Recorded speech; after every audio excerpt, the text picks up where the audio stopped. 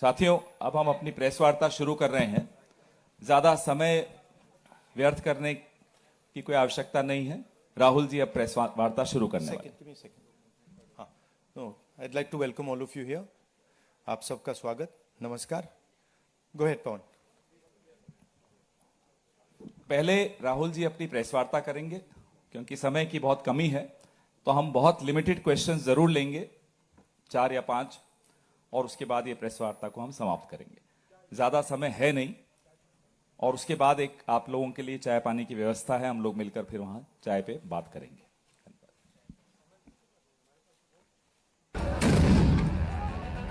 ओ भाई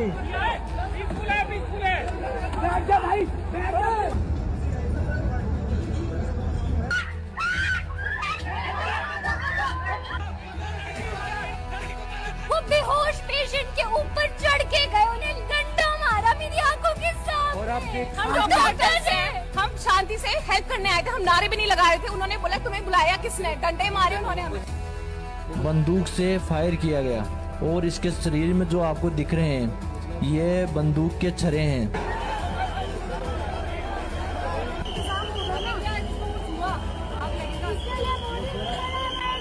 जब अपनों की जान जाती है ना, तब पता चलता है इंसानियत बढ़ चुकी है। ये देखिए लड़ाई देखिए, ये देखिए किस तरीके से मार रहे हैं। ये लाठी चार्ज देख सकते हैं आप यहाँ पर।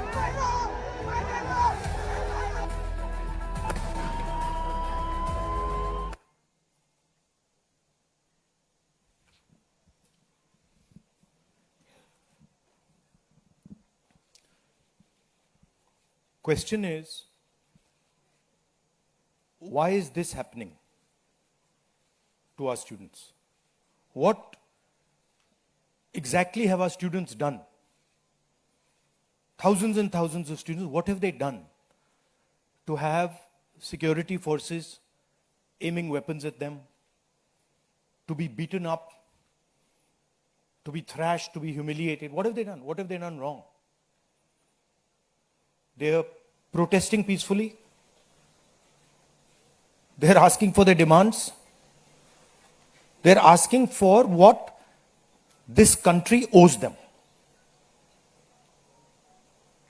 They are not doing a crime.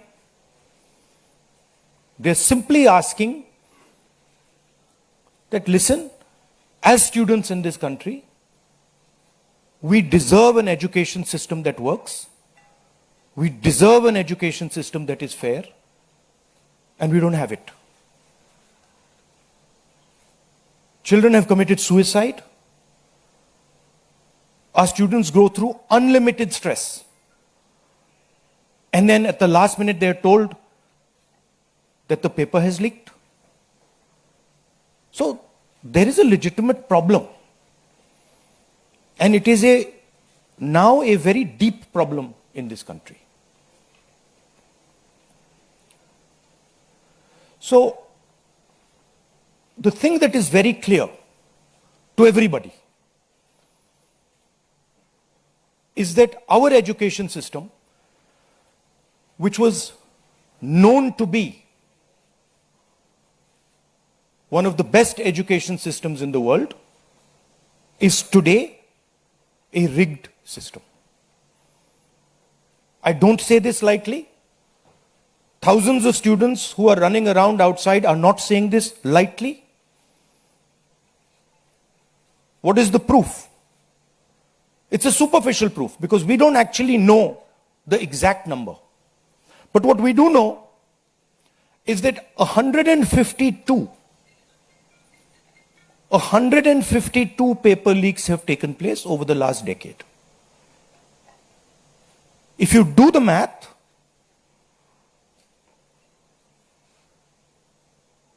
so one a month. One a month, approximately. Every month, lakhs of students are told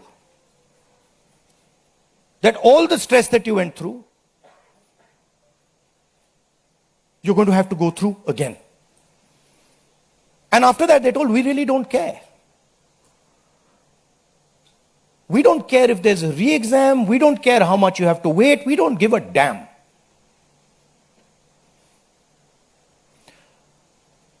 7.5 crore students and their families are affected by this. These are middle class and poor families. They put their hard-earned money into this. And then they're literally spat on. And the best part of this is zero convictions. In the last 10 years, 152 leaks have taken place and zero convictions. Zero. So somebody is, or a group of people are destroying our education system, India's most valuable asset, destroying the lives of our students, and what does the government do? Zero convictions. So this is the first reason, an absolutely legitimate reason, why our youngsters are protesting. Thing doesn't stop here. It goes further. It's not just that the system is rigged. It's that the system is unaffordable. And this is a statistic that every youngster knows. But somehow, the government of India doesn't. One exam costs the families who take this exam the same amount of money as our entire education budget. So please think, the government of India, after collecting all the taxes, spends money on the future of our children. That money goes into something called the education budget. It is 1.4 lakh crores. At the same time, every year, 1.32 lakh crore, similar amount, is spent by the families who have taken the NEET exam. So please understand the scale of this thing. This is pure theft from these families. There's nothing else. And then after you steal from them, you tell them that there's a paper leak, the thing is rigged. So this is the second reason, and legitimate reason, why our youngsters are outside. But there's a more fundamental reason. And that reason is this: that even after you have an education, you become a doctor, you become a lawyer, you become, you learn something, you're suddenly told that the doors that should be open to you, what your country and your government owes you, a livelihood, a job, is closed. So, manufacturing is closed. Look around you, you'll see there are only Chinese products. Entrepreneurship is closed. Take a look at who gets the money from the banks. 2 or 3 large companies get all the money from the banks. So a young person who wants to be an entrepreneur cannot. Corporate job, AI is destroying it. The IT sector, public sector has been privatized. So what is the choice? The only choice they have is a sarkari job. So you give them one door, you close all the doors, then you rig that system and make it unbelievably expensive. And then you expect they won't be outside. Which world are you living in?